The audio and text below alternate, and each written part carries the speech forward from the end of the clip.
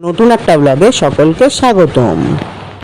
এই গাইজ আমি এখন কালীঘাট মেট্রো থেকে নেমে পড়েছি। নেমে এখন আমি প্রিয়ার দিকে যাচ্ছি। সিনেমা দেখব, কল্কি 298 দেখব, নাকি কল্কি 298, হ্যাঁ ওই যাই হোক ওই সিনেমাটা দেখব। তো 3Dতে দেখবো। অ্যাকচুয়ালি আমি এর আগে অনেকগুলো মুভি ব্লগ করেছি, ছোটো ব্লগ বড় ব্লগ মিলিয়ে অনেকগুলোই করেছি, বাট 3D সিনেমার ব্লগ কিন্তু আমার চ্যানেলে নেই। তো কারণ আমি 3D সিনেমা আমি অনেক দিন পরই দেখছি। অ্যাকচুয়ালি লাস্ট আমি doctor strange multiverse of madness দেখেছিলাম। তো তারপরে এটাই আমি দেখছি অনেক দিন পরে। তো 3D সিনেমা দেখছি, খুব এক্সাইটেড। তো আমি আজকে প্রিয়াতে দেখবো। 3:10 শো, এখন 2:30 বাজে, এখনও আমার টিকিট কাটা হয়নি, তো গিয়ে কাটবো। বেসিক্যালি এই সিনেমাটা কল্কি 298-এ হচ্ছে যে মহাভারত রিলেটেড। তো জানোই আমার মহাভারত একটা ফেভারিট সাবজেক্ট। আমি মহাভারত নিয়ে পড়াশুনোও করেছি, প্রায় পিএইচডি করেছি বলা যেতে পারে। সেই জন্য আমার একটা আলাদা এক্সাইটমেন্ট কাজ করছে, সিনেমাটা নিয়েও আমার একটা এক্সাইটমেন্ট রয়েছে। তো চলো দেখা যাক কী বানিয়েছে, কেমন লাগছে, আর 3D সিনেমার এক্সপিরিয়েন্সও করা যাবে। তো চলো প্রিয়ার দিকে যাই, প্রিয়াতে গিয়ে দেখা হচ্ছে। তো আমি প্রিয়াতে চলে এসেছি, আর এখানে কল্কি রয়েছে পোস্টার, সামনে এখানেও আরও একটা পোস্টার রয়েছে। তো ওটার সামনে একটু ছবি টবি তুলবো। তো অ্যাকচুয়ালি আমার টিকিট কাটা হয়ে গেছে, আমি টিকিটটা অনলাইনেই কেটে নিলাম। মানে এখানে এসে দেখলাম কি এখানে না হলের এখানে লাইন পড়েছে বিশাল বড়। তো আমার এই লাইনে দাঁড়াতে একটু ভালো লাগছে না, তাই জন্য অনলাইনে কেটে নিলাম। তো এখন প্রায় 3টে বাজতে 15 মিনিট বাকি, 3:10 শো। তো আমি যাবো, ঢুকবো। তো এই পোস্টারের সামনে একটু ছবি টবি তুলে নিই, তারপরে 3D গ্লাস কালেক্ট করতে হলো, যেহেতু 3D সিনেমা। তো 3D গ্লাস কালেক্ট করে নিয়েছি। 50 টাকা ডিপোজিট রাখতে হলো, তো চশমাটা ফেরত দিলে আবার 50 টাকা ফেরত দিয়ে দেবে। তো ডিপোজিট রাখলাম, তো 3D গ্লাস কালেক্ট করেছি। তো মোটামুটি এবার সিনেমা ঢোকার সময় হয়ে গেছে। হলের ভিতরে মানে প্রিয়ার উপরে উঠে পড়েছি, কিন্তু এখনও পরের শো মেবি চলছে, মেবি শেষ হলো, মানে আগের শো থেকে লোকজন বেরোচ্ছে। তো আমরা এখন লোকজন বেরোলে পরে তারপর আমরা ঢুকবো, পরের শোতে ঢুকবো। তো আমি আমার পছন্দ মতো সিটে বসে পড়ে, এই সিটে পছন্দ করে টিকিটটা কেটেছিলাম, সেই সিটেই বসে পড়েছি। আর হলে কিন্তু লোকজন এখন ঢুকছে, মানে প্রচুর লোকজন ঢুকছে, মেবি হাউসফুল যাচ্ছে। তো অনেক লোক থাকলে সিনেমা দেখতে মজা লাগে, মানে বিগ স্ক্রিন এক্সপিরিয়েন্সটা বেশ ভালো হয়, বেশ হেভি করে হবে। তো আমি তো বসে পড়েছি। তো এখন দেখে শুরু করি। আমি আমার 3D চশমাটাও পরে নিয়েছি। এবার সিনেমা শুরু হোক, দেখি তারপর চল। ইন্টারভেল হলো, তো ইন্টারভেলে বাইরে বেরিয়েছি, টয়লেট করলাম। তো একটু পরে সিনেমাটা শুরু হবে। তো চলো আমরা আবার ভিতরে ঢুকবো। ইন্টারভেল পর্যন্ত বেশ ভালোই হয়েছে, তবে অনেকটা বড়, মানে অনেক লেন্দি, মানে মাঝে মধ্যে এতটা লেন্দি, মানে স্ট্রেচ করেছে সিনেমাটা, যার ফলে কী হচ্ছে যে ফ্লো কাটছে মাঝে মধ্যে, মানে ফ্লো কেটে যাচ্ছে, ওটা ভালো লাগছে না। কিন্তু ওকে ওকে ওকে ওকে তো এবার সেকেন্ড হাফটা দেখবো যে কেমন লাগে, দেখি।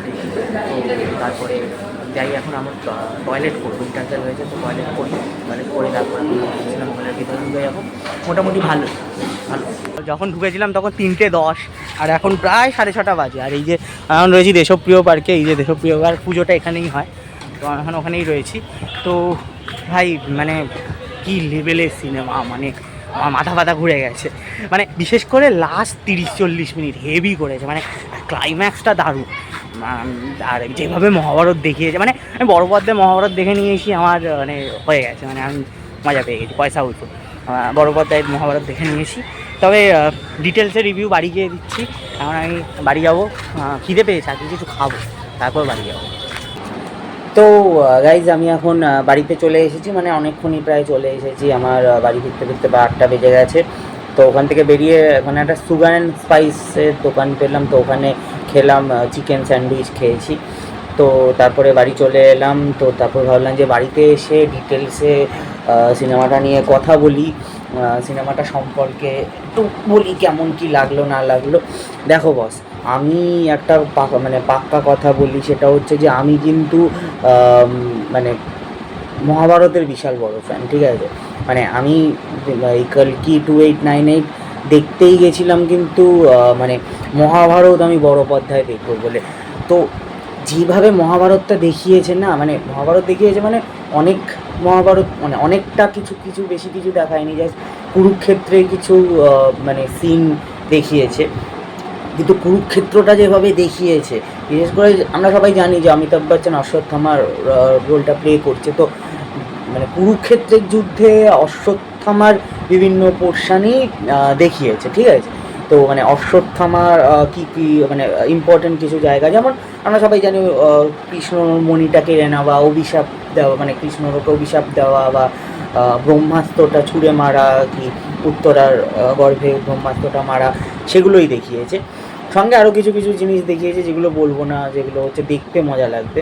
তো বাস ওরকম যেভাবে মানে ডিরেক্টর মহাভারতটা দেখিয়েছে ফাটাফাটি। আর বড় পর্দায় মহাভারত দেখে ফেলেছি, ওকে, মানে আমার হয়ে গেছে ভাই। মানে আমার প্রায় 200 টাকা মতো টিকিট নিয়েছে 3D সিনেমা, মানে 3D যেহেতু 200 টাকার বেশি নিয়েছে, মানে 200 টাকা তো টিকিট প্রাইস ছিল, সঙ্গে আবার ওই মানে যেহেতু অনলাইনে কেটেছি এক্সট্রা যেটা লাগে সেটাও নিয়েছে। তো মানে আমার 250 টাকা পুরো উসুল হয়ে গেছে, ঠিক আছে। আর অমিতাভ বচ্চন ভাই কি অভিনয় করেছে, মানে অশ্বত্থামা মানে হিসেবে না অমিতাভ বচ্চন মানে কি, মানে আমরা সবাই হয়তো জানি যে মানে মহাভারতের যুগে না যেটা মানে আমাদের এখনকার মানুষের অ্যাভারেজ হাইট কত 6 ফিট, বাট তখন মানে মহাভারতের যুগে অ্যাভারেজ হাইট ছিল কিন্তু 7 থেকে 7.5 ফিট, ঠিক আছে। এবারে অমিতাভ বচ্চনের যে 6 ফিট হাইটটাকে একটু ভিএফএক্স দিয়ে বাড়িয়ে দিয়েছে।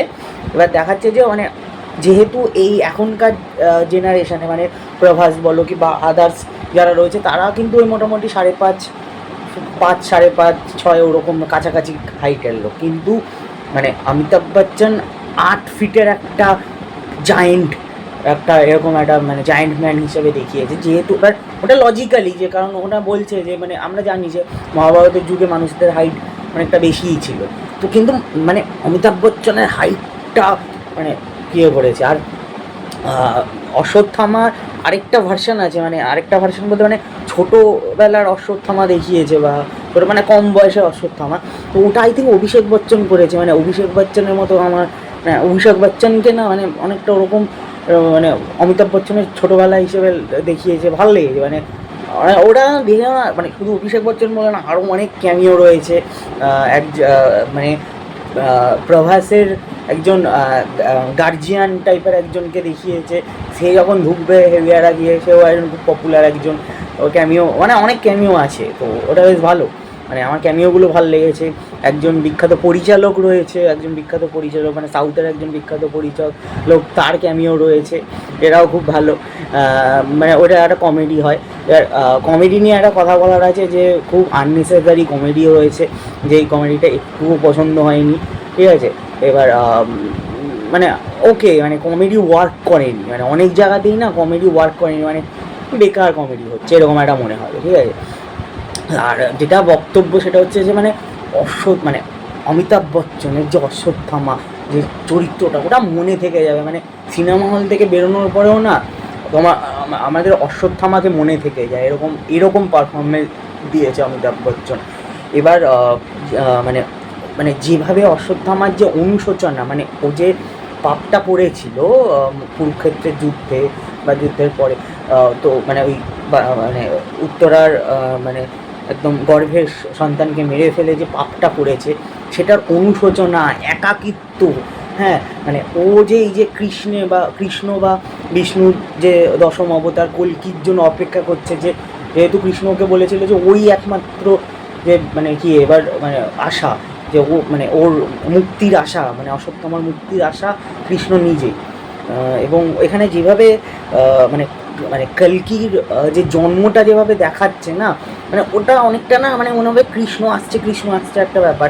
আর অনেকটাই ওখানে মানে ওই মহাভারতের সঙ্গেও না ওই মানে কংস কৃষ্ণর যে ইয়েটা, মানে কংসর যে মানে মানে যে যেখানে যে মানে অ্যান্টাগনিস্টকে দেখিয়েছে, তার সঙ্গে আমার অনেকটা কংসের মিল লাগলো। আর এখানে মানে কালি আর কল্কির যে রিলেশনশিপটা দেখাচ্ছে, ওটা অনেকটা আবার আমার কৃষ্ণ আর কংসের রিলেশনশিপের মতো লেগেছে। বা যেভাবে কল্কির জন্মটা দেখাচ্ছে, সেভাবে দেখাচ্ছে কিন্তু যে কৃষ্ণর জন্মর সাথেও কিন্তু সিমিলারিটি খুঁজে পাওয়া যায়। ইভেন আরেকটা খুব মজার জিনিস যেটা আমি সিনেমা হল থেকে বেরিয়ে খেয়াল করলাম, সেটা হচ্ছে যে আমার মনে হচ্ছিলো যে ইন্টারভেল টাইমটা, ইন্টারভেল ব্লকটা খুব ভালো, মানে ইন্টারভেল ব্লকটা আমার খুব ভালো লেগেছে। মানে এবার ইন্টারভেলের পরে আসল গল্প শুরু হয় বা ইন্টারভেলের পরে মজাটা শুরু হয়। হ্যাঁ, কিন্তু ফার্স্ট হাফে যেটা হচ্ছিল যে মানে খুব আননেসেসারি সিন বা এন্টার কমেডি যেগুলো ওয়ার্ক করছে না এরকম জিনিসপত্র রয়েছে। কিন্তু একটা জিনিস বুঝতে হবে, সেটা হচ্ছে ফার্স্ট হাফে এমন কিছু কিছু সিন রয়েছে, এমন কিছু কিছু দৃশ্য রয়েছে যেগুলো দেখাটা খুব ইম্পর্টেন্ট। মানে ফার্স্ট হাফে কিছু কিছু জায়গা যদি তুমি ওভারলুক করে যাও বা কিছু কিছু জায়গা যদি মানে না দেখো, মনোযোগ দিয়ে না দেখো, তাহলে কিন্তু শেষ দিকটা বুঝতে অসুবিধা হবে। মানে শেষ 10 মিনিটে একটা হিউজ টুইস্ট আছে, মানে টুইস্টটা মাথা ঘোরানোর মতো টুইস্ট। এবার ওই টুইস্টটা বুঝতে গেলে তোমাকে ফার্স্ট হাফের কিছু কিছু সিন বুঝতে হবে। ইভেন প্রভাসের যে ক্যারেক্টারটা ভৈরবা, তার একটা ব্যাক স্টোরি আছে, যেটা একটা মানে খুব করে মানে প্রভাসের ভয়েস ওভার দিয়েই বলে, সঙ্গে কিছু সিনও দেখায়, মানে প্রভাসের ভয়েস ওভার চলে, সঙ্গে সিনও দেখায়, মানে ওর যে ভৈরবার ছোটোবেলাটা দেখাচ্ছিল। তো সেটা সেই ছোটোবেলাটা যদি ভালো করে না দেখা যায় না, ওই লাস্ট 10 মিনিট মানে টুইস্টটা মানে বুঝতে সুবিধা হবে আমার মতে। বাট ক্লাইম্যাক্সের যে পোর্শনটা মানে লাস্ট 30-40 মিনিট, ওরা মাথা পাগল করে দেওয়া, মানে কী হচ্ছে, মানে হেভি হয়েছে, হেভি। এবং ওই 30-40 মিনিট মানে তুমি 30-40 মিনিট কি মানে 40 মিনিট কেন বলছি, যে 30 মিনিট হচ্ছে ফুল অন অ্যাকশান, মানে ফাটিয়ে দিয়েছে, ওই 30 মিনিট ফাটিয়ে দিয়েছে। এবার আর 10 মিনিট মানে শেষের 40 মিনিট তুমি ভুলতে পারবে না এই সিনেমাটা। 30 মিনিটের অ্যাকশান আর 10 মিনিটের টুইস্ট, আর ওই লাস্ট মানে সিনেমাটা শেষ 10 মিনিটে যা সব হচ্ছে, মানে যেটা দেখাবে শেষ 10 মিনিটে উড়ে যাবে, জাস্ট উড়ে যাবে। আর সব থেকে ভালো হয়েছে মানে অশ্বত্থামা, ভাই অশ্বত্থামার একাকিত্ব, কল্কির জন্য অপেক্ষা করা, মানে নীরবে একা বসে অপেক্ষা করা, অনুশোচনা, তারপরে যখন অনুশোচনাটা থেকে ও বেরোচ্ছে, ধীরে ধীরে মুক্তির দিকে যাচ্ছে, হ্যাঁ, সেখানে ওরা যে সমস্ত করবে, যেভাবে ডেসপারেটলি করবে, এবং ভাই দারুণ। আর দীপিকাও খুব ভালো অভিনয় করেছে, দীপিকাকেও ভালো লেগেছে আমার অভিনয়ের দিক থেকে। ইমোশনাল পার্টের যে ইমোশনাল দিকটা, সিনেমাটার যে মানে কোর যে বন্ডিংটা, ইমোশনাল বন্ডিংটা, সেটা দীপিকা ধরে রেখেছে, ভালো হয়েছে, মানে মোটের উপর ভালো হয়েছে।